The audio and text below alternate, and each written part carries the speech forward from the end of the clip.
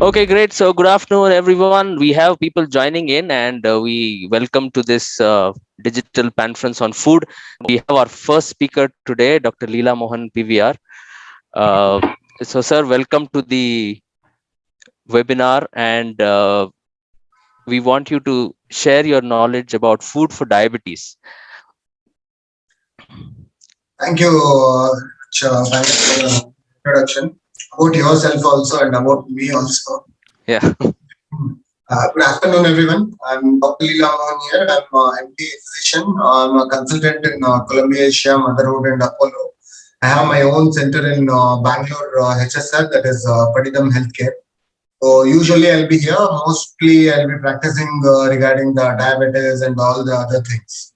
So today I'm here mainly to talk about the food. Mainly when we take the food, rather than food, food also plays an important role. Diet is nothing but half of the medicine. Rather than we give the tablets, we can control so many things in the medicines. So same like that, we can control so many things only with the food. No need of any other medicines also. And lifestyle changes, certain diseases, like example, if we say diabetes or hypertension, all those things, with the lifestyle changes and the food, we can definitely control the disease to a maximum extent, and we can definitely prevent the complications like microvascular complications, macrovascular complications of diabetes, like diabetic retinopathy, hypertensive retinopathy. So many things are there where the patient slowly loses the eyesight, all those things. So now what we can exactly eat? Okay.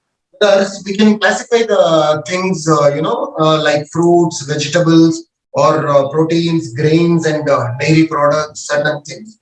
So when we come to the fruits, so what will be the main tip? Like why which fruits all to be taken? In particularly if we take diabetes, so we can take whole fruits, which can be a good source of fiber and contains less sugar than fruit juice and dried fruits. Definitely, when we come to the dried fruits, there are so many dried fruits which are available in the market, and then we can easily grab all those things. Yeah, if we take the cost, it is a little bit more than the normal fruits, but health is always important than the money. We are seeing so many situations, and we know COVID also had taught us a lot of lessons which we have to learn for our regular health. So we should not be take it lightly regarding the food or even the health when we compare the other things. So definitely, if we can take all the fresh fruits, examples like bananas, apples, oranges, grapes, there are so many things which we can. There are certain things which we can avoid, which are too sugary and too sweety, like sapota or what will call it as. Sometimes even papaya, where I'm talking about diabetes, we can avoid the sitafal, all those things. Even banana also, in a definite quantity, we have to consume it, not like in a full swing. But other thing is like definitely we have to avoid all the sugary contents like ice creams, all chocolates, pastries, all those things. Monthly once or couple of times it's okay, but not regularly. Should definitely try to avoid all those sugary things which are available in the market, and then the extra things like that we are definitely we are into a system where because of the work, all those things, we tend to order the food online, certain things like pizzas, burgers, all those things, which also we have to avoid. They show that that is healthy, all the Subway, all those things and all, but we have to try to avoid almost possible. When there is no option, then definitely we can consume it. But thing is, otherwise, most probably we have to avoid as much as possible. Then when we take sweets, extra sweets and all, we should avoid. And then when we take the vegetables, and then you enjoy a wide array of nutrients. When you select a variety of vegetables, like all fresh vegetables, like take it like lettuce or broccoli or spinach and cauliflower, and then cabbage. Certain things when we take it, definitely it will be more better than the normal things. And then canned vegetables, what we'll call it as low sodium, like green peas, and then corns, tomatoes, all those things we can definitely consume it for the regular good health. And then a lot of things are available in the market. What we can have it definitely, it will help in uh, good health. And then frozen vegetables we can definitely consume peas, carrots, and mixed vegetables. So many things, we can day to day we can use it. And then so many green leafy vegetables which are available, we can definitely consume it for the regular good health. And then as now such, usually if we'll avoid coffee, tea, and all, that will be better. Then instead of that, we can shift to the green tea or certain things which will be helpful even in the morning also. And proteins remove the skin and trim the fat from meat to lower saturated fats. So you can use always the chicken also and eggs also, and you can take the fresh flesh also, which is boiled, and beans, nuts, all those things. Definitely, they'll be very helpful for maintaining the general health. And we can mainly avoid all the complications, like hypertension or nowadays heart attacks and all are very common. So many things we can definitely avoid long-term complications like thyroid or diabetes and all. If we are at the age of 30 or 25, 35 and all, we'll be thinking like we are now I'm fine, tomorrow nothing will happen. It's not like that. So it's all depend upon it is today what you do, tomorrow it will reflect. The same thing, like example, if today whatever you are saving and tomorrow you are planning the future, it will be in a proper thing. The same thing even it happens here also. Today I'm fine, so I'm very busy in my work schedule. Let me eat after 12 o'clock, but still I'm healthy. I'm not feeling hungry, so I'll not eat. All these things we should try to avoid actually, because if you are not investing on your body today, tomorrow that is a different thing, which each and every one of us will face it if we are not following the things. Then in a while, that is okay. You can have ice cream, anything that is okay, but not very regularly. And then grains we can use, like choose usually the whole wheat or whole gram options for more fiber than refined grains. Like we can consume bread, wheat, and even rice and oats. All certain things also we can definitely consume for the better day-to-day activity of our life. And then the dairy products, like we can choose low-fat options that have a low amount of added sugars or salts. Certain things like milk also you can have. Mild cheese also definitely will help. We call it as cottage cheese, yogurt. There are so many things. You can use all those things for good health. And then, other than these all things, I don't think other information usually will be requiring. Mainly, we have to have a proper lifestyle changes like morning walking, jogging, all certain things, along with our work-life balance. So it should definitely it will help in our day-to-day practice for us, well-being, and then mental well-being. Let it be physical well-being, all those things. Then. That is what. If anybody is having any questions, we can take panel. We can see. If somebody wanted any doubts or if anything, we can definitely we can take it, no problem. Or if you want me to give some more information, we can give it. But I don't think there will be any other things. Or else next. Basically, diabetes is a very vast subject. That is what. But Yeah. generally, if you take it, if you want me to say, depend upon the calories, how much to be taken, or what to be consumed, all those things, we can plan it in that manner also. Yes, yes, And yes. then, we can. It will be very helpful for the people who are listening all those things. As of Okay. now, I just told generally. Yes, yes, yes. And, Great. So I have a few questions, but before that, if anybody has any questions, you can unmute yourself and ask Dr. Leela Mohan. can ask about the diabetes also, like maybe symptoms, all those things, any other things also, no issues. I know I finished it fast also, I guess.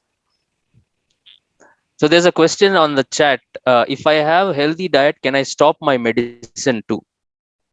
Sir, definitely you can stop, but thing is, I'll tell you, theoretically, I can say definitely if you have a healthy diet, you can stop the medicines. But practically, when it comes, usually it will not be possible because you'll be trying to meet your friends, or you'll go to some parties, or you'll go to some function, some family functions. They'll force you to have it there. If at all, if you are suffering with diabetes or anything, cannot tell them, I'm suffering with diabetes, so I'll not eat sweet, all those things. They may tend you to force to take little and all. So instead, to please them, you will take it little. So there are so many things. You cannot constrain your whole things because we are living in a social environment, right? We are not living only for ourselves. We are living along with the others. We have to move along with the others. So theoretically, I can tell if you follow all the diet properly, definitely we can remove the medicines and all. But anyways, you are very strict. If you are very strictly following on a regular follow up down the lane for 6 months or 1 year, we can definitely off the medicines. Good. Anybody else has any questions? Yeah, Mabel has some questions. Food to avoid diabetes. What are the foods to avoid diabetes? No, the question is like, see, they want me to tell like what we have to basically avoid completely, or like how it is, because diabetes, as you know, it is all vast thing. Mainly, we all know food which has to be avoided. The extra things what I had told, processed food, or like having this processed juices, like all these Tropicana, real juices, all certain things also is not good for health, definitely. And definitely avoiding ice creams and extra sweets. And then as you take these pastas, pizzas, all burgers, all those things which is available in the market easily. All certain things, mainly vegetables, almost of all are the things are same. You can have it. There is no issues, particularly we have to avoid it is not like that. Okay, there is a myth that about wheat. I mean, few people say avoid rice and have chapatis for diabetic patients, but there are so many cases which I've heard and so much of information that I've heard that this is a myth. They say that you can eat rice, but wheat is harmful to the body. I mean, atta or the chapati, what you make with. So, how far is this true, and what exactly is the thing, sir? Thing is, when we take both the comparisons, it's almost of all both are same only. It is not like wheat or rice and all. As we see now, the Indian this thing, the north part, they completely depend upon wheat. They are not dependent on rice. And when you come to south, here we'll take we are in Bangalore, Karnataka. People have morning only start with the rice for the breakfast. All certain things, busy belabat, karabat, wangi bath, all certain tomato bath, all those things. So that which is not available in the north. It is not that the people who are consuming wheat in the north, they're not getting diabetes, or in the south, if they're people who are having rice, they're not both. It's all, equal. It is not like so much the thing. See, normally, foods usually what we can try to avoid is like for the diabetes mainly to avoid if we'll take mainly we can avoid this potatoes, you know, like we use very this thing, no, aloo paratha, or, aloo curry for puri, aloo sabji, everything, aloo, all those things. So definitely, it will reduce the aloo. Almost of all, we can. There are things we can reduce the diabetes also. Like we'll call it as this sweet potatoes and all. I remember in my childhood, my mother used to make only sweet potatoes for the evening snacks. These are all habits, like it's coming from family, all those, all our habits since childhood also. Now, at least we know vast information. Previously, there was nothing because before 20 years, if you take it, there was nothing. Only doctor should say or a health professional should say what to eat, what not to eat. Now it's not like that. If you just put it in Google, what I should not eat for sugar or what I should not eat for hypertension, you have hundreds of articles, hundreds of pages, so many things where we can make out easily list and then we can try to avoid a lot of things. and then we can generally if we'll take even honey also, if you take it, then it's not it's good, but that is okay. We can consume like the soya milk, all cold drinks. Like cold drinks are very harmful. Okay, things are like I didn't mention this only. What happens is cold drinks they contains all the things acidic and then so many sugary things and all, which is very harmful. Usually we'll just take it lightly. Sometimes we go to some other houses, we'll just consume little. Thoda cool drink le lo, all those things and all we keep tending to take. And once if it becomes summer, we wanted to take it. They're forced to take it, marketized. It is like Pepsi, Coca-Cola, all those things. So we should maximum try to avoid this cool drinks and all. And carrots, all these beetroot, all certain things also. For the sugar people, I'm mainly. It's not that the complete diet, I'm not changing it. For mainly who are having diabetes, we can try to avoid this. Okay, great. We can take maybe one more question if MOD has, and then we'll move on to the next speaker. Okay, great. I think we have no questions, sir. Thank you very much. Using ghee That is was good for health. okay. And how much quantity is good? Maybe Akshay, Sandeep. No, ghee definitely it is good for health, but only thing is we have to take it in a proper manner. That's all. Otherwise, ghee is it's good only. And fruits also we can definitely if you take this apple, all guava, orange, all those things, let it be papaya, pineapple, all these pears and sweet lime, watermelon, everything, every fruits are good only. But only thing is we should consume in a minimum quantity. Like see, if a person is taking apple, you should not take the whole apple or you should not take the whole watermelon and all. Take little, take one piece of apple, two pieces of apple that you can consume.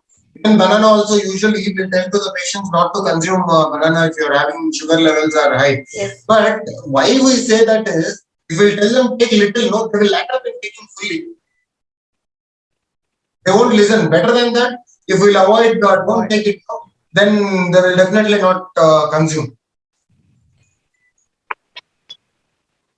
Okay, great. Thank you. Thank you very much, Dr. Leela Mohan. It was nice to have you on our panel today. Thank you for that information. So we'll keep in touch and we'll do more sessions where we can maybe probably go a little more deep into good information. I have not bored the people like this. No, sir, definitely you're getting questions from the audience, which means that they have been attentive and it has been useful. See, my thing is, I'll tell you, I'm not a good speaker. I speak a lot of medical sessions and all. I'm not saying no. The thing is, like, this food wise, everything, we have to make it a proper thing and then we have to present. Then it will be very nice, actually. As of now, I had just told generally whatever is the information available and what we usually tell to the people, to the patients when they come to us. Okay. Next time when I can give a proper thing. If you consume dosa, how many calories they will get it, or like I can tell if next time if you're having the things we can. Yes, sir. Next time we'll break it down and probably do a deeper kind of study. A proper thing. If they want, they can make it note down all those things, or if we can make one PDF kind of thing we can share, so that they can use in their daily practice with the people or while they are having by themselves food, all those things and all. Okay, sir. Great, sir. Thank you very much.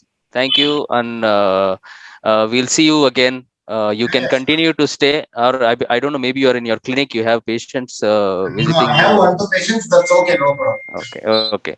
So we'll thank you, sir. Thank you once again on behalf of all of us. We move on to the next speaker, and this topic is on food for immunity. And we have with us a very good friend of mine, Miss Bhagyalakshmi. Bhagyalakshmi is a simple food enthusiast and a good cook who just loves traditional cooking trends and believes no treasure is greater than a happy belly and a happy body. Wonderful. So, Exactly. Ms. Bhagyalakshmi, welcome to this session. And your session is on food for immunity. So, I open it for you. You can take it forward. I've made you the co-host, so you can share your presentation. Okay. Thanks, Panil. It's been a while since I have presented anything like this, but because of this fun food and friends, and also with fan friends, there has been a good opportunity for enthusiasts like us who are part-time enthusiasts on this speaking arena. Like I am doing it after many years, but much has changed after I have attended this fun food and friends group and all. So I have got a lot of friends, good cuisines, group, and also you have been very enthusiastic in arranging all that. Otherwise, your initiative is too much commendable to people like us. At least you are bringing people to us.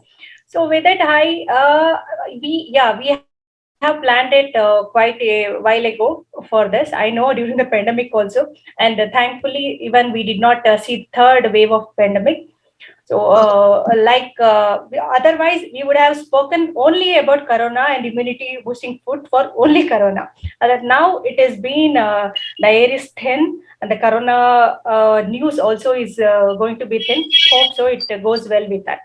Also, just with this, just paying a tribute to Puneet Rajkumar, because yesterday it was a very sad news with this. Since I was also a ardent fan of him. Just to make sure that we think that a healthy body, also a healthy mind, a fit body is enough for a lifetime. But of all the fitness, the person is not with us. So it just puts us in a dilemma whether what the food fitness is, what exactly the food, what is health. So maybe we need to continue our discussion like this anytime with all these right examples with us. Fine. So I have made a presentation so that it will not be boring with only myself speaking with it. Fine. So I think I can just share should I share my screen? Food for immunity. We consume different type of foods always will be just experimenting with all type of foods, non-veg, veg, and cuisine, Mediterranean, all kind of foods. But just we can concise our speak. I'll be just speaking about food for immunity, at least for 10 foods for immunity. That's it, which are regularly should be consumed or taken care in the diet. At least we should be peeping in our kitchen to make sure that these food are there in our daily diet for some seasons, and for the seasonal foods also are included. See, the immune system is the body defense. It is the defense against infections. It is that part of the immune system that repairs the body even after a disease, a drug, even when a drug is taken or about the wound. When the body senses foreign substances like bacteria, viruses, even the fungal algae and all, it also recognize as antigens and get rid of them. So our body tend to produce antibodies to combat with that. So that we call as antibodies. So you might be knowing all this sort of mechanism into it. So whenever we say we have that innate immunity, maybe we have born with a certain kind of resistance in our body that make us very resistive or healthy, not to catch common cold, not to catch frequently fever, and to be with a well-being, with a good energy. And nowadays, what we are seeing is kada or immunity boosting kavashayam. This is concoction of water with some spices together, boiled with consumed or beverage, which is said to boost immunity. So this is the most common word we have heard during coronavirus. Also, this acts as a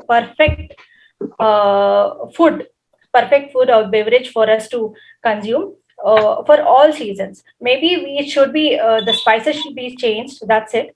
But we could be using it regularly and should be including with us the spices such as cardamom, pepper, this jeera, whatever the spices we are used into it. Just we should be using it a while, and we should continue to do that. So even after this coronavirus pandemic time, it is said that we should be consuming it all throughout, because Bangalore now has been it's raining a lot now. We are seeing more climatic changes. So this kadi or kada or immunity boosting kashayam. So I think this one we should go with that. We should be going with that. Also, it reduces symptoms of viral flu attack, thereby strengthening one's body to fight against viruses and other microorganisms. This is what I just wanted to speak about the kada. It has helped us also to combat COVID-19. Next, in the next slide, I'm just speaking about 10 food to boost immunity. I'm quickly going through the list. Citrus fruits like oranges, lemons, grapefruit, almonds, nuts, other nuts, sunflower seeds granola, garlic, turmeric. These are the main spices. These are the main spices where every household, Indian household, and even across the world has it. Sweet potatoes or also should be consumed, as Dr. Leela Mohan also just specified that sweet potatoes also are a rich source of protein, carbohydrates also with good carbohydrate energy. Later, for the non-vegetarians, oysters and other shellfish such as lobster, again mushrooms, broccoli, bell pepper, and tuna. These are the list I have made just to touch the immunity boosting foods as of now. Citrus fruits are rich in vitamin C. There are it also is antibacterial. I'll come to that later. Yeah, oranges, lemons, grapefruits rich in vitamin C helps in producing white blood cells and thus fighting infections. It also produces more T cells in the organisms. Almonds, the second immunity boosting food which I have listed on, loaded with vitamin E, antioxidant, packed with iron and proteins. A handful of soaked almonds also, which give you instant energy also, and with it has a repairing quality in itself. Garlic, the antifungal and antiseptic properties of raw garlic is known worthwhile. For since ages, we know it as a good antibacterial agent and antifungal also. It is also high in vitamin C, B1, B6, phosphorus, and iron. Garlic contains a compound called allicin.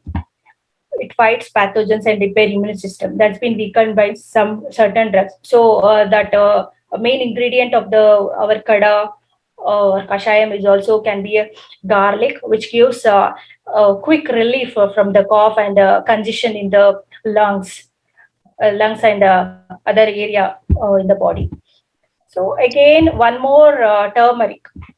Turmeric is the wonder drug of the spice world, and it's known to fight against a host of diseases from arthritis to asthma and cancer to diabetes. No kitchen is incomplete, complete without turmeric added to spice food, actually. So even raw turmeric, I've right now they're using raw turmeric also. Even if it is seasonal, we can use that. It has its potent extract known as curcumin fights against inflammation and builds immunity. So whatever the wound is there, we know it since our childhood. We know that it was the only ointment, or it was the only drug to. I knew it would heal the wound before that. Before when I was just a kid, same thing you would have experienced. It serves as a natural way to help the suffering from immune disorders also. Sweet potatoes, they're high in vitamin A and rich in fiber. They digest slowly, and just slowly the energy is released efficiently into the body. Also, it is said to have low glycemic index compared to that of white potatoes, usual white potatoes what we have. So maybe we can also replace it with the sweet potatoes. Kerala, they use more of sweet potatoes. Even biryani, kopi, it's called Kopioka. So I was just wondering why they would be a sweet potato.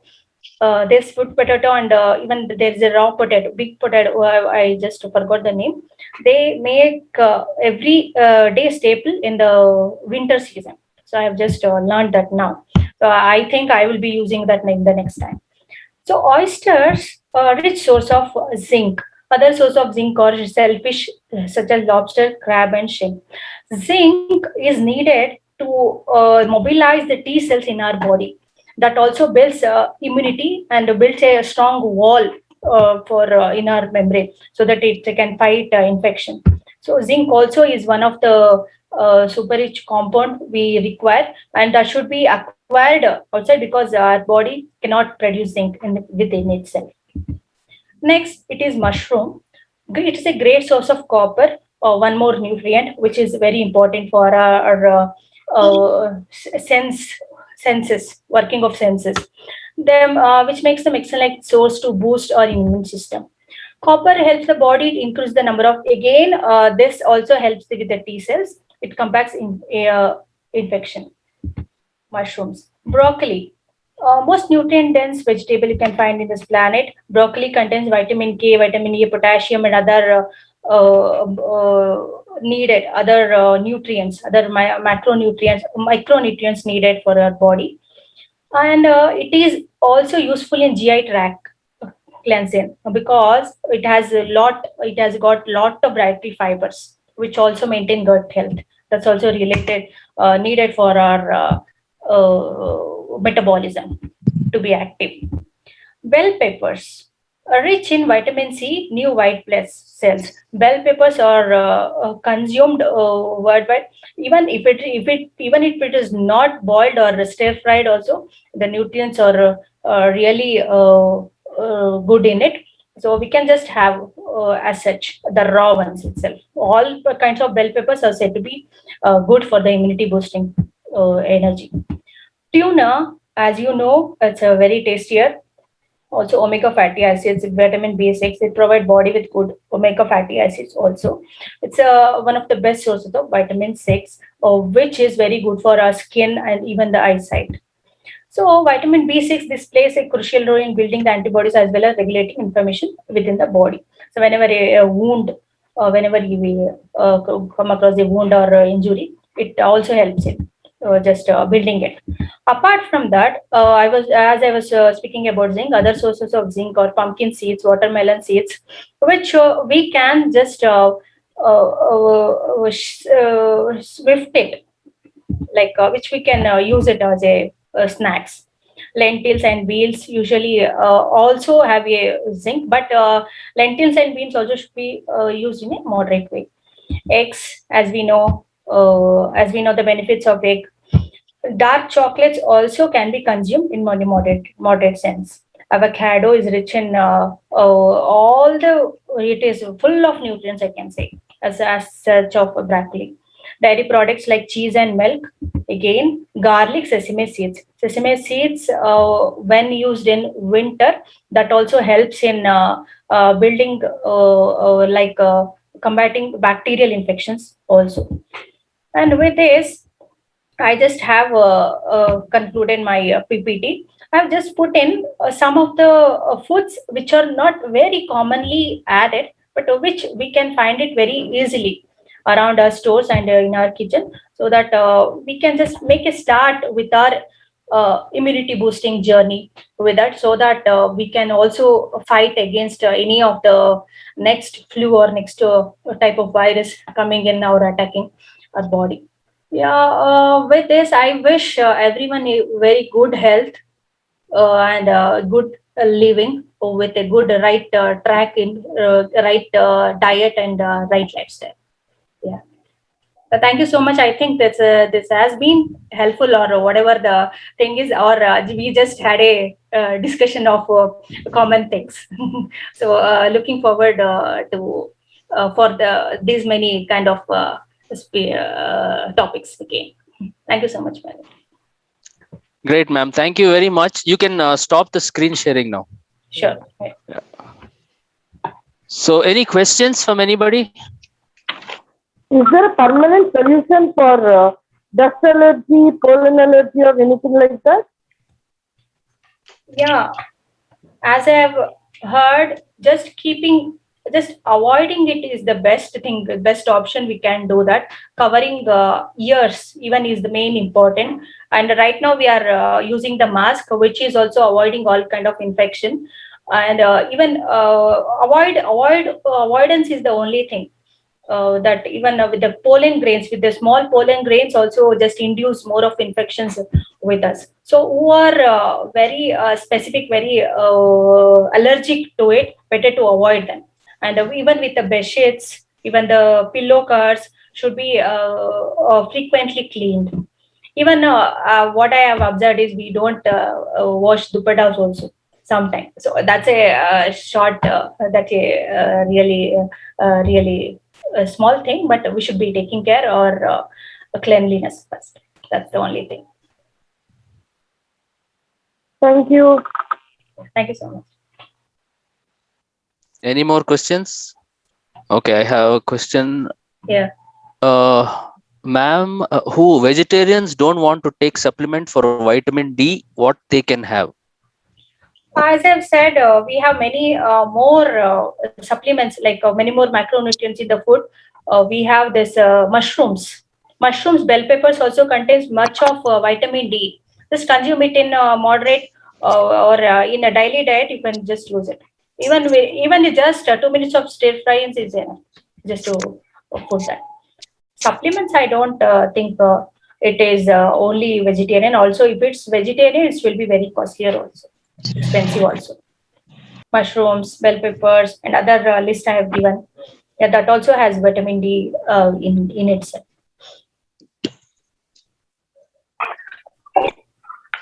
Can you show us once again, ma'am, that list of items? Yeah, sure.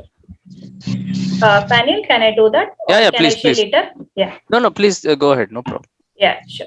This is just a gist, but we have many more options also for the vegetarians. Not only this, it's not limited to this list actually. Citrus fruits also as a vitamin D, whatever the vitamins it body needs in a very less quantity actually. Hello. Yeah. Hi all. I'm sorry to intrude, but I just thought maybe I can add a little to this. Peniel, can I just go ahead and add a little, because our friend here has a very specific question about vitamin D. Yes, ma'am. Please go ahead. Sure. I can't see your name on the. Yeah. I will just yeah. So can you see me now? Yes, Sure, Sunita ma'am. Yes, yeah. Yes, ma'am. Sure. So vitamin D basically is called the sunshine vitamin, and we need a lot of it, and we always get it from sunshine. But as you all have just discussed, during the pandemic, most of us have not been going out, and we are not getting our daily exercise, and it's been very difficult for all of us to really give that time. And Bangalore being a place where there's always cloud cover, even today it's so cloudy. It's fun to shop, but then unfortunately you don't get vitamin D in this weather. So the best time to actually expose your skin to sun for vitamin D is between 10 o'clock and 2 o'clock. Earlier they would say early morning, but now it's not so, because of the so much of pollution and the cloud cover. Between 10 o'clock and 2 o'clock, if you regularly expose yourself to the sunlight for at least 20 minutes every day, that's the best way to get your vitamin D dose. But unfortunately, there are not many vegetarian sources. But as Ms. Bhagyalakshmi just pointed out, mushrooms, if the mushroom is grown under UV light, that would be, but you have to be very sure that, these mushrooms have been grown in UV light, because only then they make that vitamin D. Then we get a little vitamin D. Otherwise, the fatty fish, all the fish, like the ones that have the omega-3 fatty acid, like the salmon, mackerel, tuna, the ones that actually have a little bit of fat. These fats are the ones that again have the non-vegetarian kind of vitamin D, so they do help a little. But in our country, I'm actually sad to say, but we have almost 90% vitamin D deficiency, especially it's just not in urban areas, even in rural areas these days, and it has been a big concern. And so a lot of them are having to resort to take the vitamin D supplement to keep it up. I mean, it's a sad thing, but it's very important, because vitamin D is a very important nutrient, and it is involved in so many metabolic activities. So you have to get yourself tested, and if the test result shows that it is below the requirement, you have to go for a supplement, and then you can think of exposing yourself to sun every day and making, trying to maintain it. Meanwhile, you can take this mushroom and the fatty fish. So thank you for this question. Actually, it was a very important question. One more small doubt here. If we are exposing to the sunlight and at 12 on 2 o'clock in between only, we are getting proper D. So if I am not having sufficient D vitamin, how can I know without having a blood report? No, you need to get a blood test done. Without blood report, you will not know. But most of them will tell you that if you have not been exposing yourself to the sun, it's quite possible that you are deficient. Means how probably There could be, you might be experiencing joint pains, you might be experiencing a little lethargy, exhaustion. There are many days, but all of them need not have these signals and symptoms. So a blood test is the only way you can be sure that you have the vitamin D deficiency. Means 10 to 15 minutes in a week is sufficient to have. No, every day. Every day. Every day. Thanks, Sunita man, for adding that. Thank you. Yeah, so Bhagyalakshmi, can you throw a little more light on the turmeric part? I think I missed that. You said dry turmeric or something else. Yeah, seasonally, see, usually turmeric we get it as a powder, which is also dried in the season. We get it all over the year, but for your use. But in the Sankranti time, during the harvest, it is also harvested and taken care in the puja time. We have seen the that fresh turmeric roots. So instead of if you have access to that, if you have a land or farmland, like you can also get it and use directly from, as we use the ginger. Instead of ginger powder, we will be using that, right? But the color will not be that much specific like dry powder, but the nutrients is really dense with that. And a small amount of raw turmeric is enough for our food to get a good taste and color. Usually, we can also store that. Actually, we can also store. How about those hard stick kind of turmeric? You get those. Same thing. Same turmeric roots or sun dried. Again, they have a method called, they'll be boiling it to certain temperature. Then again, it is turned it as a powder. Actually, then we get the lots of maybe it's not pure. If they may say it, the pure turmeric would be really expensive on that. But I have seen we get a lot of raw turmeric also, roots, where we can get in the coming January. You can just store it. Yeah. Okay. It is also antiseptic that has saved ages together our skin and our elder skin without any infection. Yeah. Okay, great, ma'am. Thank you very much for that wonderful and informative presentation. So we'll stay connected and we'll do more of these sessions, and we'll want you to join us again and again. Sure, anytime for FFF and conference, no issue. Thanks. Thank you very much. Thank you. So we'll go on to the next presentation, that is Food for Gut Health by Ms. Sunita Rao. I'll just give you her introduction. She's currently working as a chief nutritionist at NU Hospitals. Sunita ma'am, I can go ahead, right? Yeah, sure. Yeah. She's currently working as a chief nutritionist at NU Hospitals. She has 14 plus years of experience in clinical diabetes. She's a gold medalist at graduate and topper at the postgraduate program. Sunita Rao is a registered dietitian with masters in clinical diabetics and food service management. She has worked as a diabetic counselor and lifestyle coach, conducted workshops and seminars for patients and caregivers in community and corporate settings.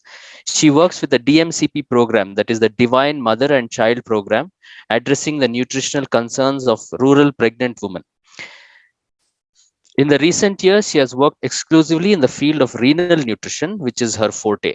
Ma'am, we welcome you today to this conference on food for gut health. That's your topic, ma'am. Over to you. Thank you so much. Thank you for the warm introduction. And Peniel, I have to especially thank you to have included me in this a very warm and friendly panel of friends and food enthusiasts who have come together to discuss the very important aspect of life, and that is food. So I believe that being a nutritionist, food is the first and foremost thing that you have to set right in your life, and then comes everything else. I mean, probably I'm biased because I'm a nutritionist, but anyway, thank you for really thank you for having me here, and let me start sharing my screen. Yes, so today I will just be taking you through some of the important things that we all need to know to maintain gut health. So actually, we know that our body is made up of cells and so many other aspects, and you will be surprised to know that we are more bacteria than human cells. There are about 40 trillion microbes in our body, and most of those actually live in our gut, that is the intestines. And they rightly say actually 80% of the diseases in this world start from the gut. And the bacteria that actually live in our gut are the ones that make or break our health. So these are called the gut microbiome, and they actually break down the food we eat, they protect our intestinal linings, and they turn the food into the nutrients that we actually require. Now, when we say bacteria, generally the first impression that we get is the bad ones, the ones that cause disease, the ones that actually bring us down. And but it's not always so. We have so many good bacteria all around us and inside our gut that actually, but for those good bacteria, probably we wouldn't be alive. We wouldn't be maintaining our health today. So the balance of this good bacteria and the bad bacteria inside our system is called the equilibrium. And if there is a tilt in this equilibrium, if the bad bacteria increases, then it could lead to many diseases. Some of the most prominent and preventable diseases by taking care of gut health are the Crohn's disease. That is actually where the intestines get so inflamed that they will have to sometimes perform surgeries to remove segments of the intestine, and it is a very troublesome and a debilitating disease. Then even ulcerative colitis, then the irritable bowel syndrome, all these are related to gut health somewhere or the other. Now, this gut health or the gut bacteria that we have a connection with almost every prominent organ in our body. And now let us see how actually it is connected with our heart.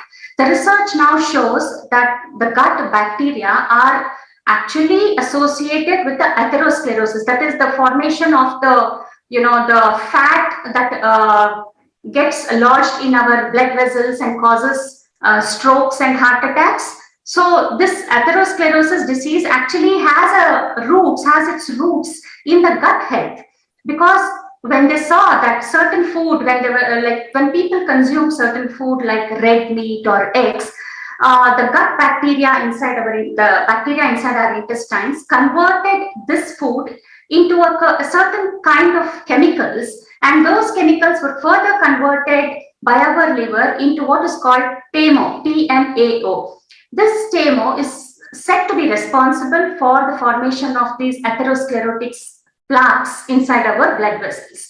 And also this TMAO is linked with chronic kidney disease, which is, now the new research is coming up, which says that, in the first place, the chronic kidney disease could be seen in people who have a high TMAO content.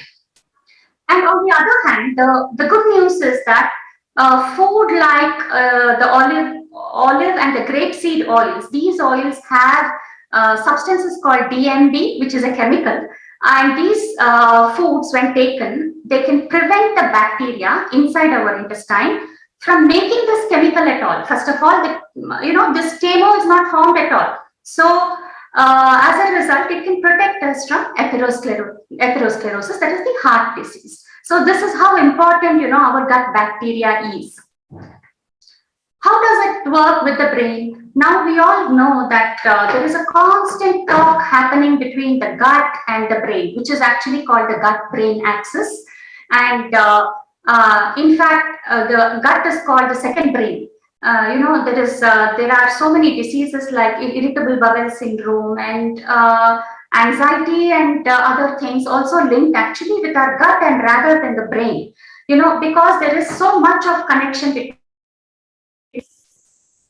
There has been research which has proved that eating the wrong kind of foods, when it tilts the equilibrium in the bad way, it can affect our mood, it can change our emotions, it can be responsible for autism in many children, and it also heightens the pain reflexes. That means people who have a dysbiosis of the gut, that means they don't have good bacteria, they have more of bad bacteria, they have heightened senses for pain. So they have more pain, they can sense more pain and all that.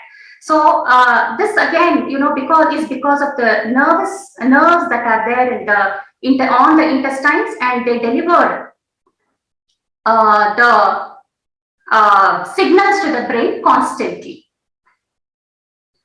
Now, when you look at obesity, now it is a very simple thing that we all know that if we eat more than what is required, we put on weight. Fine, yes, which is a very simple equation.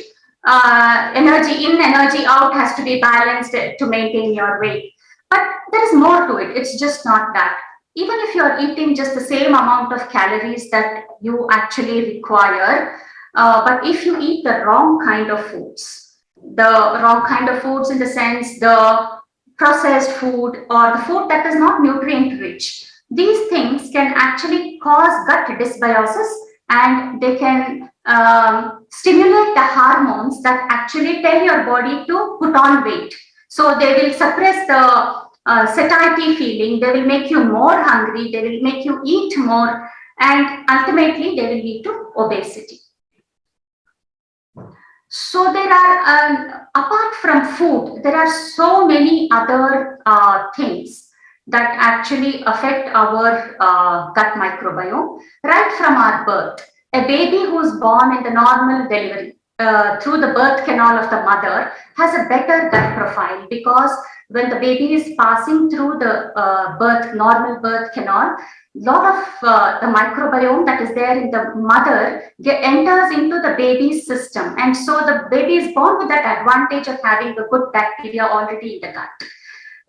Whereas in C-section, what happens, it's a sterile environment when the baby is taken out in a very sterile way, and so the baby born by C-section will not have that advantage of those special microbes that are already there were there in the mother's birth canal. And next thing is the breastfeeding. The message is very clear out there for the new mothers and the would-be mothers, that breastfeeding helps the child the baby in many ways, not only at that time, but in the long run, in the years to come.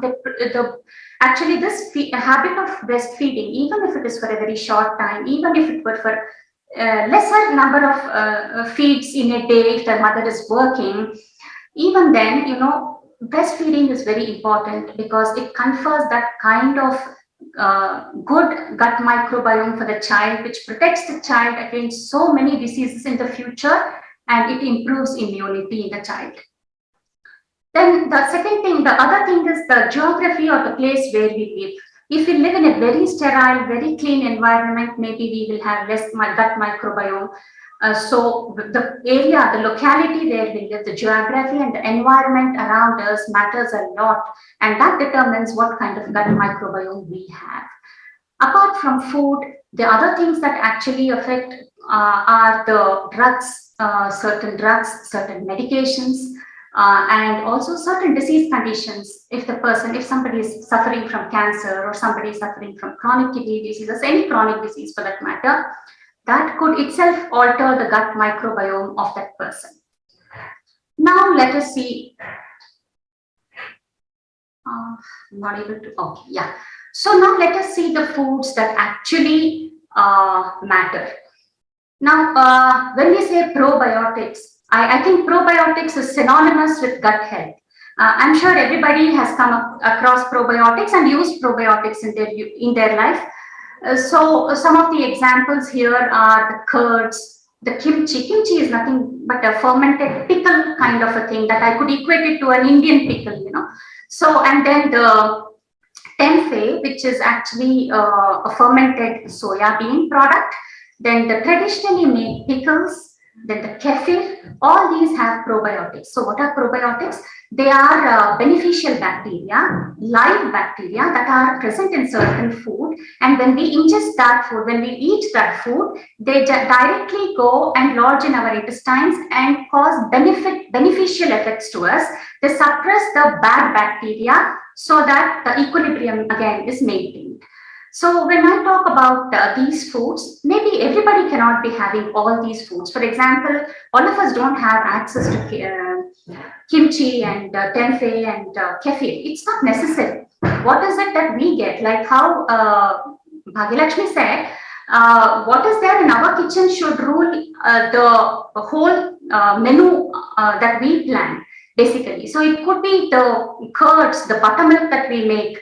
And earlier, what traditional pickles used to be made, they were the ones that they would add salt and leave for a long time for it to kind of ferment, or they would call it like setting. They would set the pickle first with salt, and during that time, during the curing process, bacteria would develop in it. A lot of lactic acid bacteria would develop in it, which is actually the probiotic. But these days, if you just pick up a bottle of pickle from the store, they might have just added vinegar to just make it sour and give the taste of the pickle, but it might not have the bacteria that really we want. So that's the difference. Our traditional way of cooking had so much sense in it, had so much of health involved in it. So we have to look into these things when we actually, use foods in our houses. The next thing is the prebiotics. These prebiotics, to put in a very simple way, they are starch or the fiber kind of foods. They actually serve as food for the probiotics. That means we want to increase the probiotics, so we have to feed the probiotics with some food. And what is that feed? It is the prebiotic. So these mostly are present in the fruits and vegetables. And banana, if you have seen actually banana, whenever somebody has a little bit of an upset stomach or even for that matter, constipation, people talk about banana. That is because banana has a substance, a fiber kind of a substance called inulin. These most of these prebiotics, they are not digested by our gut. That means in the small intestines, they don't get digested. So they pass on into the large intestine where they get fermented or they get acted upon by the gut bacteria, and that is when these benefits happen. So banana has inulin, then green leafy vegetables have a lot of prebiotics, and green leafy vegetables also have the other kind of fiber which actually helps to relieve constipation. Then garlic has a lot of prebiotic. So these are some of the main important foods that we look for when we talk of prebiotics. There are many, many, many more foods that actually have this property. Now, what are these symbiotics? Now, we spoke about prebiotics, we spoke about probiotics, and the symbiotics are the ones that combine both of them to give us the extra benefit. For example, in Karnataka here, there is a habit of drinking ragi ambli first thing in the morning. Even in the rural areas, even sometimes in these urban areas where they follow these traditional food habits. Morning they start with ragi ambli, or they call it ragi khameer. It's not necessary that it should be done with ragi. It is also done with rice and buttermilk. It's basically made in the night, fermented overnight, and morning they add a little bit of onion and green chilies, and they drink it. This is such a wonderful food, so good for the gut that it keeps the gut in a very good healthy condition. Then, so because it has both the prebiotic and the probiotic. Now the other example is the banana with curd. curd is a probiotic and banana acts as a prebiotic. So again, this is a wonderful condition. I had one patient here who used to suffer from chronic constipation. Then we tried so many foods for him, all the foods that we actually test for constipation. Then finally, you know what worked? It was a little bit of banana. Even if he had half a banana with this curd rice, it worked really well for him. So, you know, see, you have to try out what actually, everything may not work for everybody, but we have, if we know what all list we have, we can try out what works. Overnight oats again has the same benefit because oats has a prebiotic, and then we soak it overnight so the bacteria breaks up. Then again, we have the raita made from banana stem. This is a wonderful recipe. It's so interesting. It's so crunchy and tasty, and it has the fiber and the curd again. Now, again, when we are talking about gut health, we cannot skip fiber. Fiber is that carbohydrate that actually doesn't get digested, but it provides to the bulk of our stools. So it increases the bulk in the intestines, it absorbs water, so it makes the stools very soft. So every morning we have a clear bowel movement, and that is again very important for gut health. So what are the foods that are really rich in fiber? All the nuts, the seeds, the dry fruits, then the fruits and vegetables, to just name a few. Now, many of my friends actually get confused when I say dry fruits, nuts. For them, dry fruits means everything, including almonds, walnuts. But here I would just want to take this opportunity to, you know, define the difference between dry fruits, nuts, and seeds. Dry fruits are sweet in nature. They are the ones that are made from drying the fruit actually. So they are like raisins, dates, figs, dried apples or plums or peaches and things like that we get. Prunes, these are very sweet, and many diabetics will not be able to use this because they increase sugar levels. Then nuts are the ones like almonds, walnuts, pine nuts, cashew nuts. So these are very healthy, and even diabetics can use this to increase the fiber in their diet, and they also have this immune boosting properties, and all these trace elements like zinc, selenium, and omega-3, all these are there, especially the flax seeds. Now seeds are the pumpkin seeds, flax seeds, sunflower seeds. So these three categories have to be very clearly defined. They are different, they are not the same. Moving on, now in India actually we are blessed to be using so many different green leaf, whole grains and legumes. I think India is one of the few countries that has such a variety of grains. I haven't seen this in many other cuisines around the world. We have right from millets to whole legumes, grams, rajma, chana, moong, ragi, barley, everything. So, and in Bangalore, luckily, a lot of it is available. So use them in whole, as a whole grain, and try to avoid using polished grains. So this will give you the fiber. And most of these grains and legumes have the fiber called beta-glucan, which also reduces the cholesterol. In fiber, we have two types of fiber. Basically, we call it soluble and insoluble fiber. Both have their own benefits. So this, and luckily the whole grains and legumes have both kinds of fiber, the soluble fiber as well as the insoluble fiber. Now, these polyphenols are very, very interesting group of foods. They actually are found in the brightly colored fruits and vegetables, like the green tea, dark chocolate, red grape skin, then the blueberries, onions, broccoli. All these foods have these polyphenols. They are special chemicals that are only found in natural foods, and these increase the bifidobacteria and the lactobacillus in our gut. These are the two kinds of good bacteria that we want. So by eating more of these foods, the polyphenols will increase the bifidobacteria and the lactobacillus, and they also help in suppressing the bad kind of bacteria, that is the Clostridia. Many a times people come down with E. coli infections and gastroenteritis with diarrhea and vomiting. These kinds of bad bacteria is the ones that actually cause this. So these foods help to keep our gut healthy in that respect. So what I would want to say is eat a diverse kind of a diet. not restrict your diet to very few kinds of foods. So even in every household, I would actually, whenever I talk, whenever I interact with my clients or groups, I encourage them to eat different types of cereals, different types of legumes, and fruits and vegetables. Also, these days, youngsters stick to just a few fruits and vegetables. They will say, I don't eat that, I don't eat this, I only eat banana, I don't eat pomegranate. And that is very detrimental to your own health. So I would encourage all youngsters, everybody, to eat a variety of food, explore food, and keep to natural food rather than processed food. Now, what are the foods that actually harm you? Now, I cannot end my talk without telling you what you should not be eating. So, these foods actually cause dysbiosis. Dysbiosis means, as I said, the equilibrium tilts towards the bad bacteria. So, the processed foods come first in line. What are the processed foods? All those that are manufactured in large scale using preservatives, food additives, lots of sugars and salts in them. So they have very less nutrition. They are very tasty because they are loaded with flavors and salts and sugars.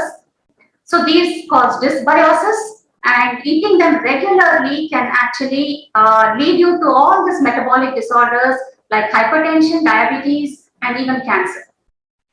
Red meat and the meat that is derived from animals reared with antibiotics. These days, you really don't know where your meat comes from. And to increase the production, they always use a lot of antibiotics, hormones, and other things to increase the bulk of the meat. So if you're constantly eating that kind of meat, then that also causes dysbiosis. So this picture here, the moment you go into a supermarket, this is what you actually see. Shelves and racks filled with processed foods. So stay clear, and even if you're buying something, look at the label, see how much of salt is there, how much sugar is there, what else is added. Is dalda added? Dalda comes with many names. Dalda is also called trans fat, dalda is called hydrogenated fat. They sometimes call it esterified vegetable oil. These are all the same dalda in different names, which are really bad for our health. So you have to be wary of these. Apart from that, even constantly eating fried food, because when the oil reaches that fried temperature, it actually breaks down. So fried food is really bad for us. And maida containing food. Maida containing foods are the naan, kulcha, parotas that we frequently order when we go out. Those ones, they can harm you, they can cause dysbiosis. And excessive alcohol and excessive caffeine also has shown to actually kill the good bacteria and increase the bad bacteria in our gut. So these are the food we have to really limit and know that, these can cause problems in the long run. So with this, I end my talk today. Eat healthy, stay safe, and thank you once again for the patient listening.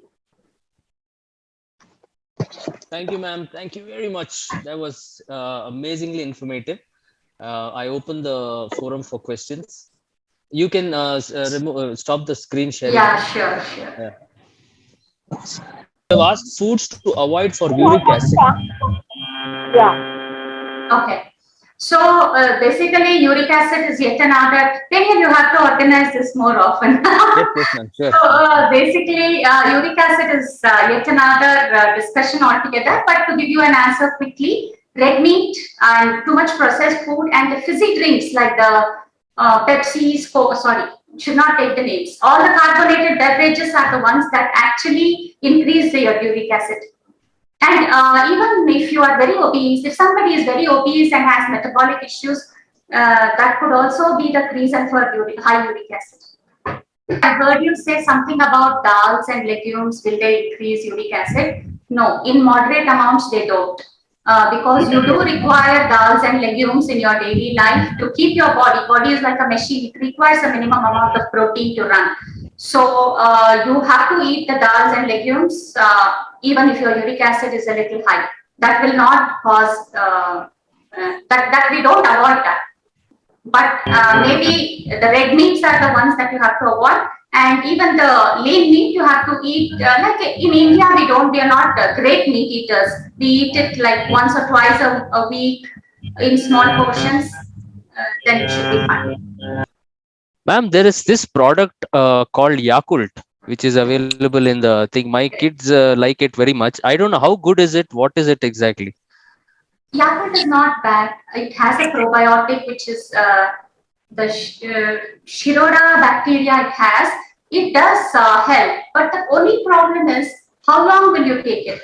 Our gut bacteria is such that our gut environment is such that as long as you're taking it, it will maintain. But once you stop it in another 10-15 days, uh, it gets reversed. It goes back to the original gut microbiome environment.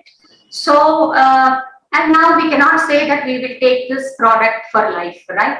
So it is better to look for natural sources in your diet every day. But if you want to take it for some period of time, and if you see that it is not actually causing any diarrhea or constipation in certain children, we have seen that suddenly this leads to constipation or diarrhea. If that's not happening, then it's perfectly fine. The sugars, but it does contain a little extra sugars. They have introduced low sugar version also.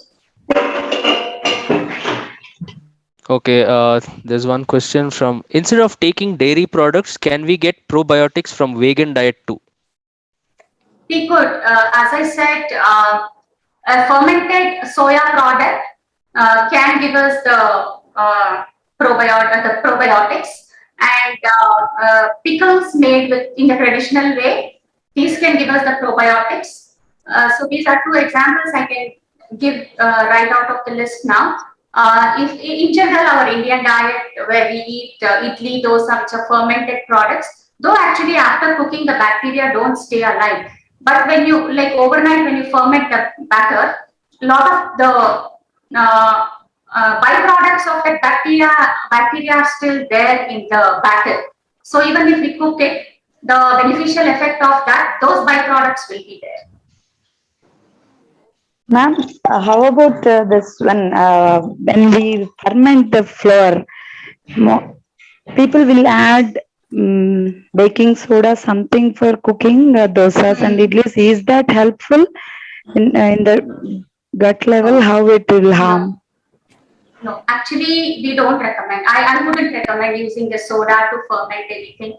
Suppose it has to be an urgent, I mean, some emergency and you need to rinse the floor immediately, then you can add it. Otherwise, adding soda actually destroys the B vitamins. Vitamin B complex is destroyed by the soda. So that is the reason we don't recommend using soda. Okay, one more question, ma'am. You were telling legumes and lentils must be taken. And how about the quantity and the number of times that we can consume in a day?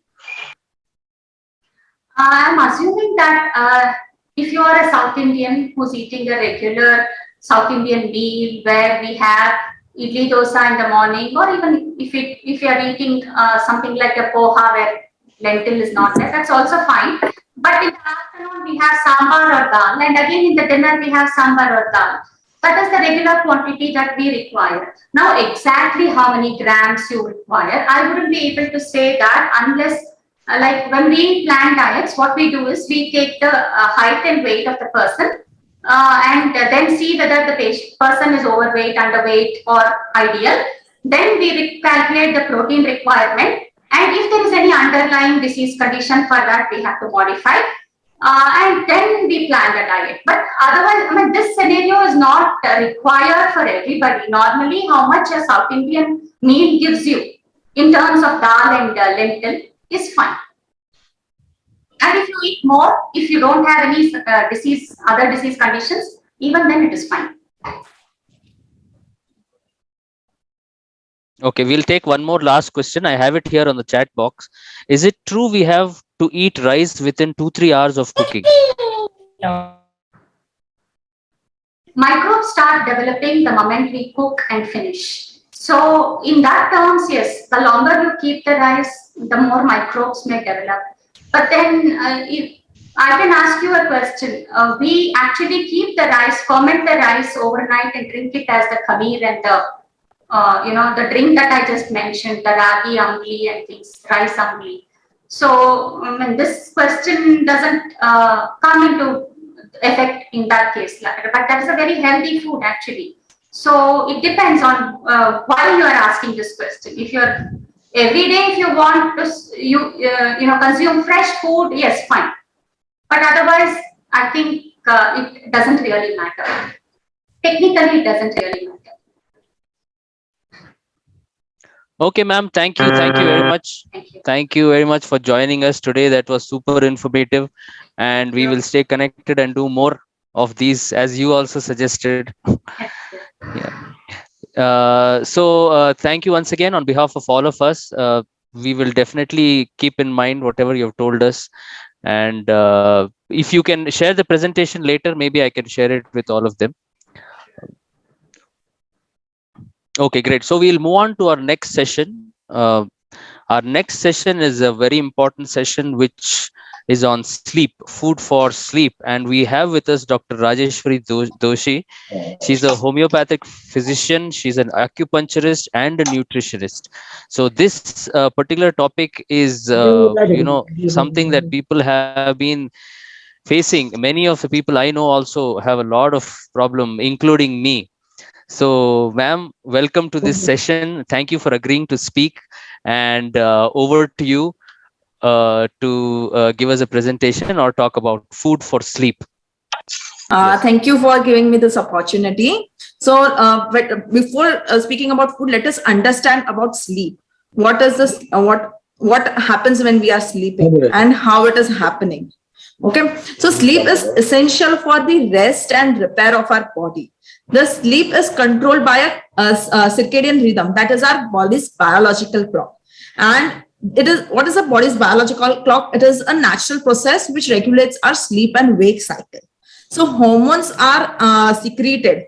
Hormones are what the chemical messengers that are secreted and produced with the respect of our biological clock to control our sleep. So pineal gland present between the left and the right hemisphere produces the hormone called melatonin, which is secreted when the sunlight goes down during the night. So which makes us go to sleep. And in the morning, this melatonin secretion decreases and adrenaline gland located at the top of the kidneys secrete the cortisol hormone, which causes us to wake up as the sun rises. On average, the humans spend around 1/3 of their lifetime sleeping, because as an adult, it requires around 8 hours to sleep a day. So we have 4 phases in our sleep cycle, and our sleep cycle actually has 90 to 110 minutes it is lasting.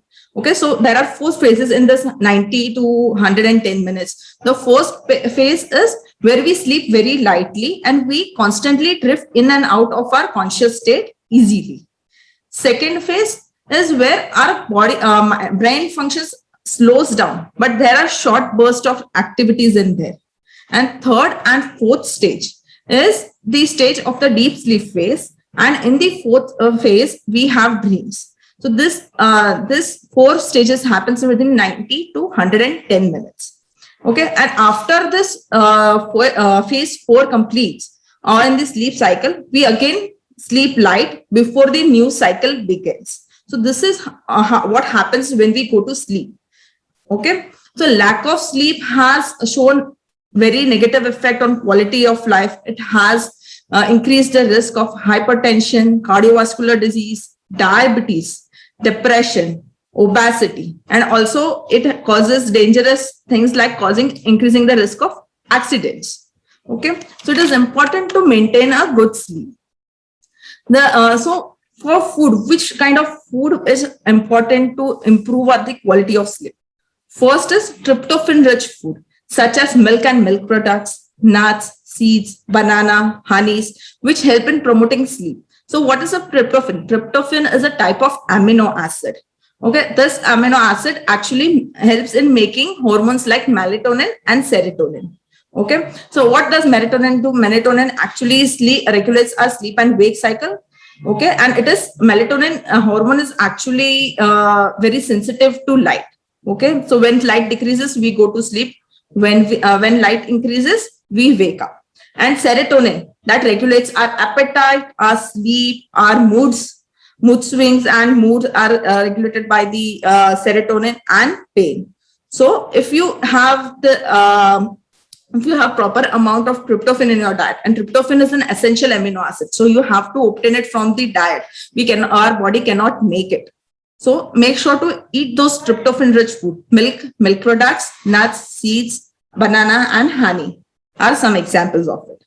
Also, eating carbohydrate rich food in a small amount before sleep can help in improving the sleep. Having little snack or having a glass of milk before going to sleep will help in the cases of insomnia. Okay. Eating too heavy meals or fatty food close to the bedtime keeps our digestive system active and makes us uncomfortable. That's why it becomes very difficult for us to go to sleep. So try eating food at least 4 hours before the bedtime. So suppose you are going to go to sleep at 11 o'clock. So 4 hours before 11 o'clock, that is around 8 o'clock, 7:30, 8 o'clock, you should have your dinner. And after that, you must not consume anything so that our digestive system will go to rest before we go to sleep. Because our digestive system takes around 2 to 3 hours to digest the food. Okay, and then it will go to rest. Then limiting the high fatty foods, as research has shown, people who eat high fatty food, especially towards the bedtime, it causes obesity as well as it disrupts the sleep cycle. Then we have the caffeine. Caffeine is a very important thing because some of us is addicted to coffee, or someone who is addicted to tea. What happens to this? In the caffeine, it disrupts our sleep because caffeine activates our nervous system. It is a stimulant.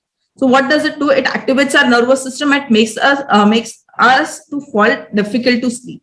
And so it is said that at least avoid caffeine rich products 4 to 6 hours before bedtime. Okay. Or the caffeine containing products are various. Apart from coffee, we have chocolates, we have colas, tea. This all have caffeine in them. And apart from them, the caffeine is present in over-the-counter medicines, which are some weight loss medicines, diuretics, cold medicines, pain relievers. They have caffeine in them, and some of them have more caffeine in them than a cup of coffee. So you must read the prescription and then take those medicines, the over-the-counter medicines. And skipping the alcohol. Alcohol helps in getting us sleep faster, but it doesn't give us the better sleep. So we can fall fast very easily if you have alcohol, but it is very disturbed sleep because alcohol after drinking alcohol, it causes headache, tossing and turning, headache. We have night sweats, nightmares. So how can we reduce the effect of alcohol? To dilute the effect of alcohol, drink 1 glass of water per alcoholic drink will reduce or dilute the effect of the alcohol, which is disrupting your sleep and sleep patterns.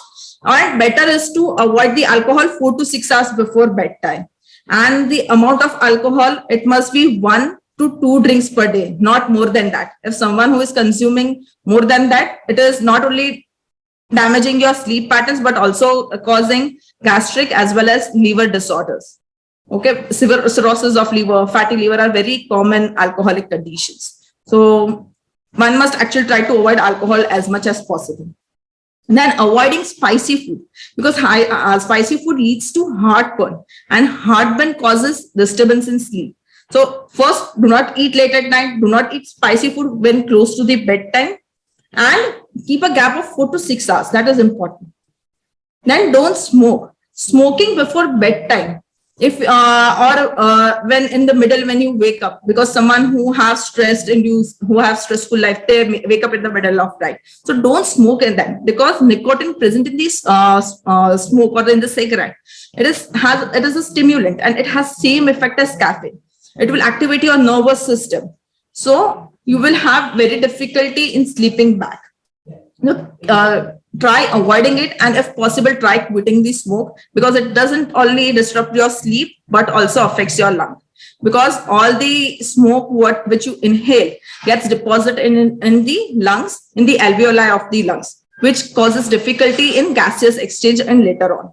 The blood and lungs actually exchange oxygen and carbon dioxide. So if there is a deposition of smoke in them, this will also be causing some respiratory disorders further. And lung cancer is also one of the side effects of smoking. And cutting the fluid after 8 p.m. So many people, especially after age of 55 or 60, they have to wake up in the midnight to go to washroom, to urinate. So if in that case, make sure you keep your like 1.5 liter or 2 liter of water throughout the day, but cut off your water after 8 p.m. So you do not have to wake up at night and go to the bathroom to urinate. So make sure of that. Someone who is actually suffering from like has to go to pass urine, especially at night. And include magnesium in RDA amount. RDA is for 19 to 30 years of age, it is 400 milligrams, and more than 31 years of age, it is 420 milligrams in men, and in women, it is 310 and 320 milligrams respectively. So this will help. This was actually, magnesium is actually very helpful in more than 300 types of metabolic activities in our body. But along with that, it helps in activating the neurotransmitters in the brain, which are responsible to give the calming effect of our body and mind.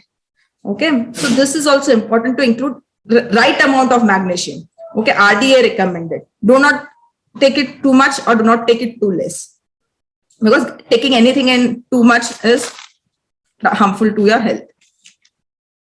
Now, this is what I had to speak today. Any questions you have? Yeah, hello. I have a question. After 30 to 35, we feel our sleep cycle is disturbed a lot. Also, even if we get time, we are not able to feel asleep. Like not able to go to that long pattern of sleep we used to have. That is that only with the food or any genetical issues or any of the body immunity power to do anything with that? Yes, actually these days, because with the help of phone, actually we all have mobile phone. So what we do is during bedtime, we lay down and scroll our phone. We go through Facebook, we go through Instagram, we go through all kinds of things on mobile. So what happens, this light, because the light is directly in the pineal gland, actually how does it secrete this melatonin is the light actually enters our optic nerves and then it sends the message to pineal gland. But if because we are viewing the light in the phone, because in the darkness our view is on the light from our phone. So what will it do? It will not produce melatonin at that level which is required for us to fall asleep. So it is better, like, at least half an hour before going to bed, do not use phone or something which emits light so much. So for one is that is a major thing. Another is stress. If there is a lot of stress, someone who is having a stressful lifestyle, they have high levels of cortisol in their body, because cortisol is secreted by adrenaline gland under stress. It is if the person is going through mental or a physical stress, the cortisol levels actually increases and it causes us sleeplessness. So try exercising, because exercising is one of the good way to decrease the cortisol level in our body. Second is try meditation. Meditation is helpful to decrease the mental stress, and this will further decrease the cortisol level. Because most of the lifestyle these days are very stressful. It is not just like, it is a very common lifestyle, stressful lifestyle. I have, ma'am, yes, there is something that I've heard, that consuming eggs before sleep, gives you a lot of indigestion. And is it true? It can, because it has a high amount of protein. Protein takes longer time to digest than compared to carbohydrates. That is why. So if we avoid eggs in the night, then the sleep is better. Yes, and I said earlier that 4 hours gap क्यों लेना है, because our digestion takes 2 to 3 hours to complete the full digestion process. तो उसके बाद the digestive system will have a rest, so it won't disturb us while we go to sleep. So you take anything, but make sure, and that is why it is said carbohydrate क्या है कि वो easily digest हो जाएगा. It will digest very easily, so it will help to sleep better. पर little amount, not too much. A glass of milk or a small, like 2-3 chips can helpful to sleep better. But move towards the more healthier side. Healthier food आप खाइए ज़्यादा. And I would suggest milk is much better option than having any other thing. Does this all Yes. apply to everybody, including those working in call centers who sleep in the Yes. daytime? Yes. So unko, see, those who work in the call centers, what they will have to do? Their whole biological cycle, their circadian rhythm is inverted. So what do they have to do? They will have to close their home and make it look like it is a night, and then they can sleep. Otherwise, they won't be able to sleep. Because everything works on our light. See, first is the melatonin hormone. Our body is our body is just made as light aega to we will wake up, and when light goes away, we'll go to sleep. And our body secretes hormones, everything accordingly. So it is better if you are working as a call center, try like morning shift or something like that, because ultimately you are sacrificing your health. Because sleep, which I said is very less things about sleep affecting quality of life, but it actually affects a lot of things. It does not affect like, depression, diabetes. It also causes nutritional deficiency if you have a sleep deficiency.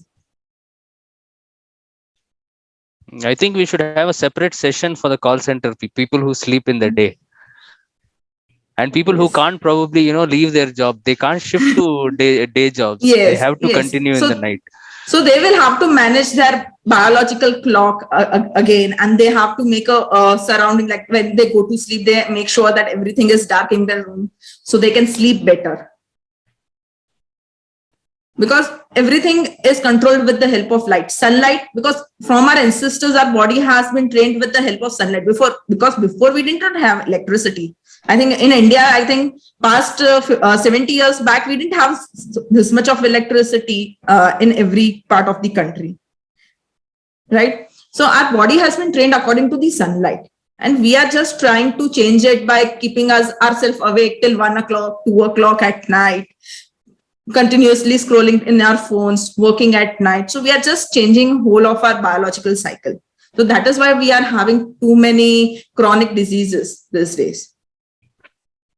So I have one more query to make.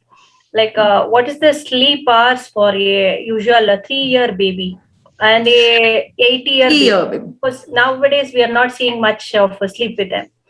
Yes, for like around 9 to 12 years, they sleep around 9 hours a day. And 3 years baby, they actually can sleep around, I think 16 hours a day.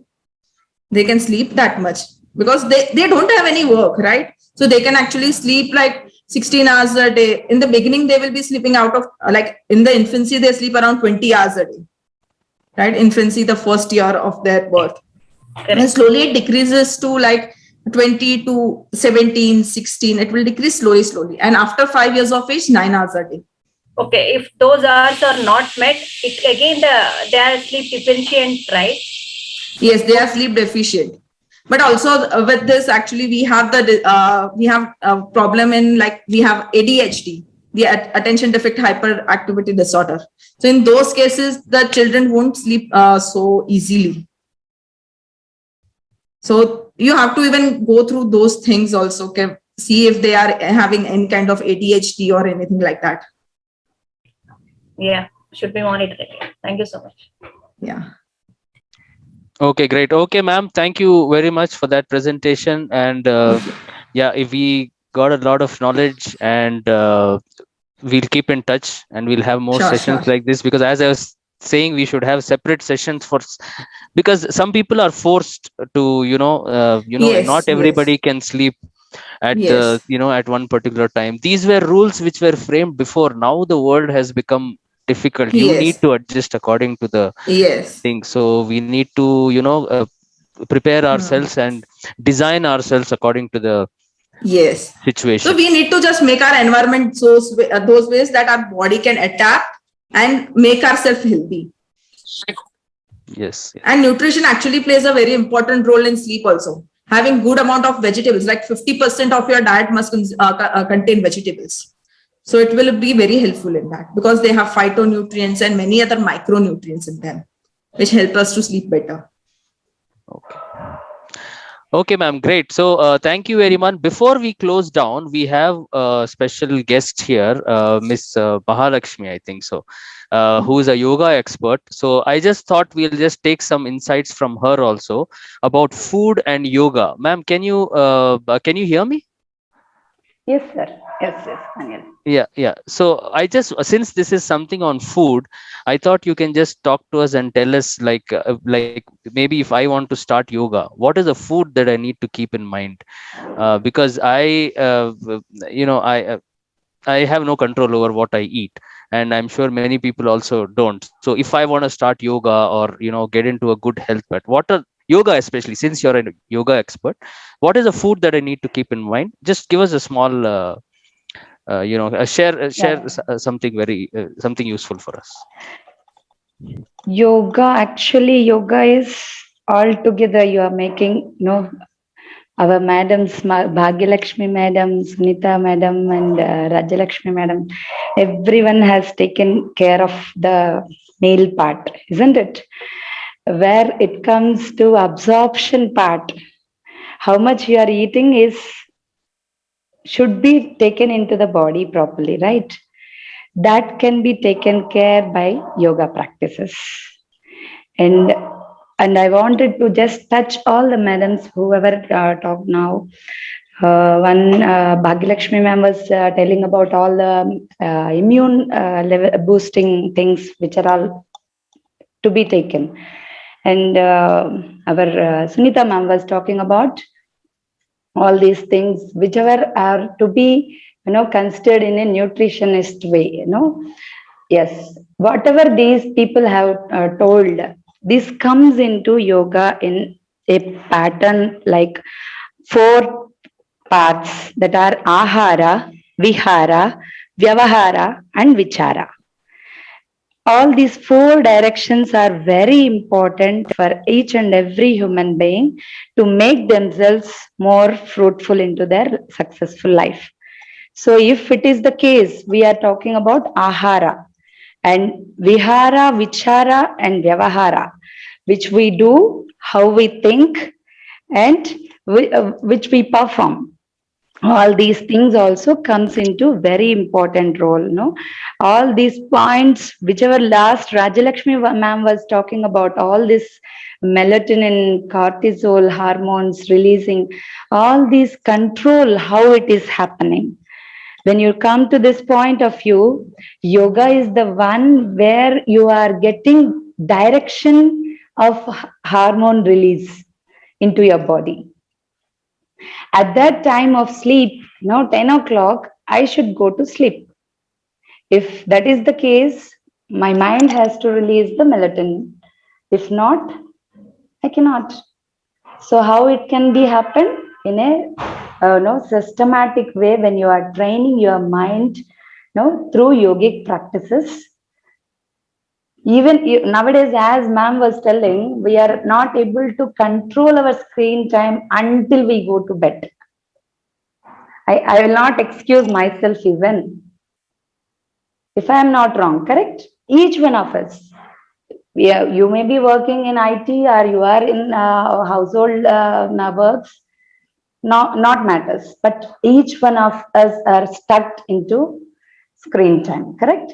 So if that is the case, at the time of bed, I should not get any thoughts. How can it be possible? That yoga can teach you and make you to track your mind into that particular state of situation where you exactly need a focus towards the sleep. The practices that we do regularly, pranayama and meditation, these things in the yogic counselings that we do are giving the person to go inward. Instead of traveling around, it comes, make yourself go inwards and makes our mind as calm and quiet, ready for the good, nice, sound sleep. So, first point here, I was talking about this sleep pattern, how we can get effectively. At the same time, we were talking about some milk and lentils and all, right? In this also, usually I am very fond of Ayurveda, naturopathy. So I was learning the things from my day, started from my age of 10 years. So I was very keen to know these points. Lentils and what do you say? One more variety of dals, whichever we are, pulses, right? Whichever we are taking, as ma'am was telling, it gives, lot of digestion time. It takes lot of digestion time. Yoga Shastra says, Ayurveda Shastra says, you should start your day before sunrise. And once the sunrise has started, 7 to 9 a.m., you must finish off your breakfast, how whatever you are preferable to. And at the time of noon, 12 to 2 p.m., where you will have a lot of acid secretions in your stomach layers, which is able to effectively digest your food. So whole पेट भर के, हाँ, क्या बोलते हैं, we'll call it as a full thali. We should have in such a manner, no, a complete meal, lentils, dals, wild vegetables, no, curds, everything together, no. At the same time, coming to the dinner, it should be as lighter as possible and as quick as it connects to the sunset, no. Sunrise is making us, you, if you are awakened in the early morning before sunrise, you will be feeling, you will not feel hunger, if I'm not wrong, correct? As the time starts sun rising, you are feeling that acid secretions are starting, you are feeling hunger sensations. In the same manner, Shastra says, you are, after sunset, your digestive juices are getting decreasing gradually, after 2 hours of your sunset time, you are not having sufficient amount of acid secretions in the stomach. So whatever you are consuming, it will take so lots of strainful job to process it. So for that reason, if we have to have our dinner, we must complete our dinner before 8. Or if it is mandatory, we are having after 8 o'clock, we must add ginger to our meal, so that you can create the instant juices, acids, secretions in the stomach, and so that it can be processed in an effective manner. So this is the point where I wanted to touch it. Just one more thing, we were discussing about sunlight part, right? And yes, we are not able to give sun bath time. So at least that's why maybe our ancient system was meant like, you have to give sun salutations 3 times a day. If you just look back, you can collect this point, every time when you go to the 6 a.m., 12 p.m. and 6 p.m. again. If you go to the sunlight, you have to spend at least 10 minutes for sun salutations. Now, if that is the case where you are getting automatically the full amount of D vitamin, how much you require to your body. So if not 3 times a day, at least let us make at least 1 time in a day to spend, to chant something, just have oil bath on your body and exposed to the sun bath at least for 10 to 20 minutes, at least on weekends, Saturday, Sundays. And if possible, as we were talking about how effectively we can take sun bath, that is also matters a lot. If we are covering our dress completely from my wrist to the complete neck and until my ankles, I may not be able to absorb proper sunlight into my skin, right? So that how can I fulfill my D vitamin? No, actually, what the Ayurveda Shastra says, when you are exposing to the sun bath, your tummy muscles and the spine muscles should get exposed to the sun rays. That is the proper way of absorbing D vitamin to our body, which is very important. If you may have 2-3 liters of milk in a day, but you are not able to absorb your calcium into your bones. If you are absorbing your D vitamin in a proper quantity, then only we are going to enjoy this calcium effective nutrients, right?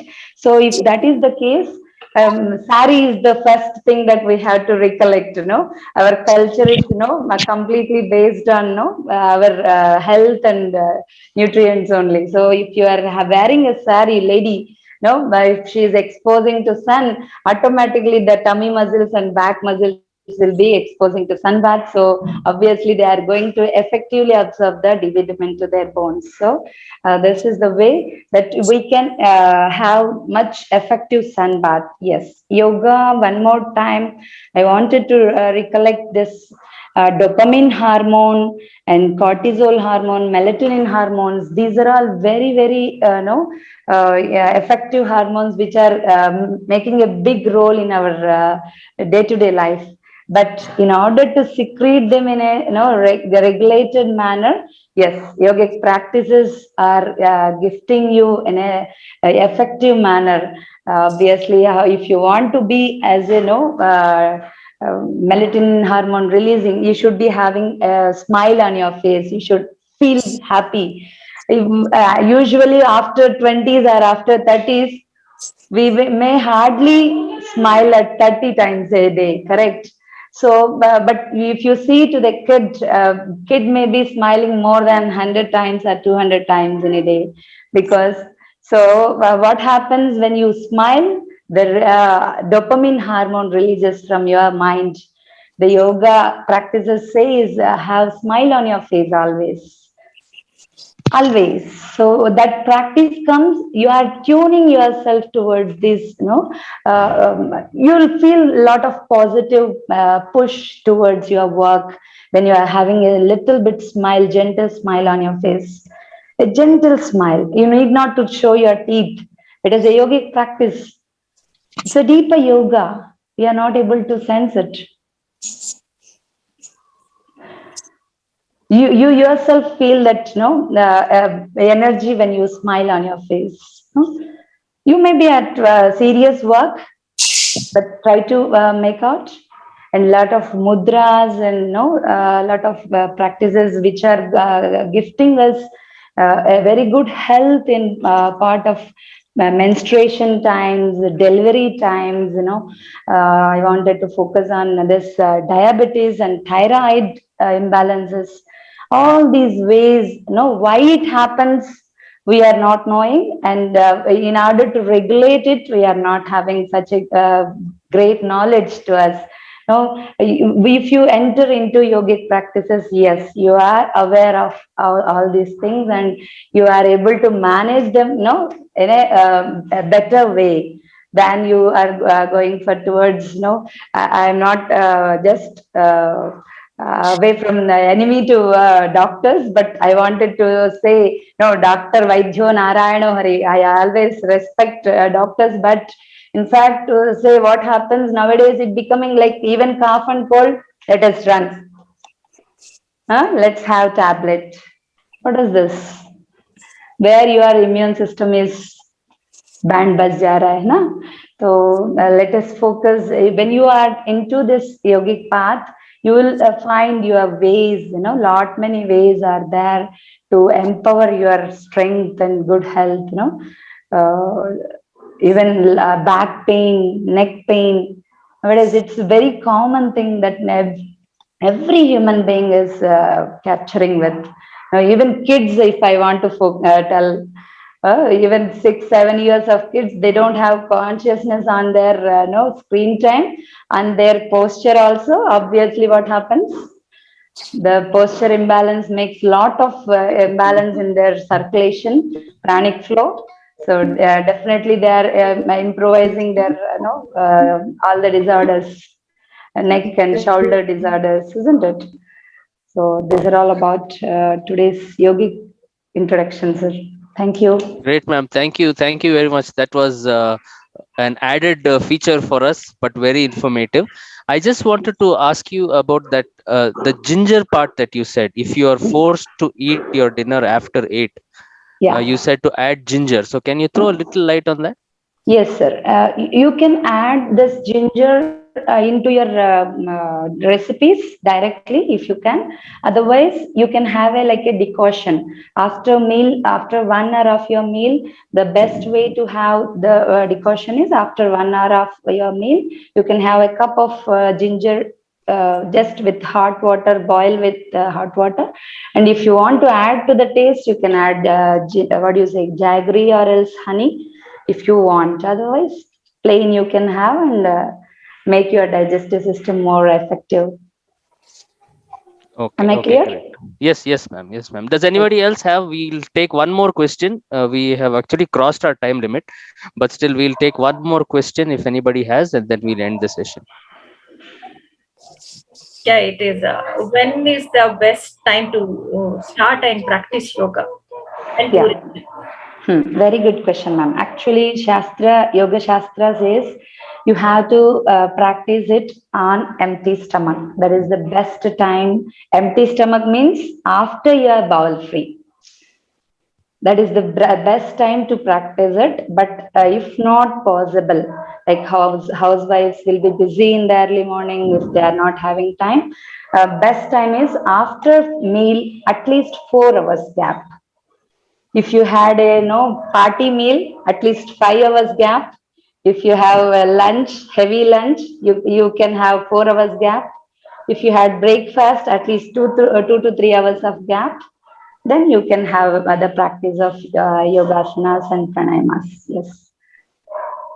Certain practices are there which we can do it after eating also. After 2 hours of eating also we can practice, but not all practices.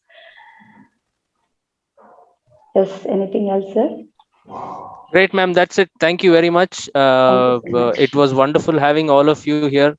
We will do more of these sessions. We'll get deep into other topics also, and I'll keep you updated. So thank you everyone once again for joining us, and see you soon. Right? Thank you, sir. Okay. Thank you. Thank you, ma'am. Thank you very much. Thank you. It's been a wonderful session. Yeah, wonderful spent. Thank you so much. Thank you. Thank you. If you want to leave some comments, please leave them on the chat box. Chat, please.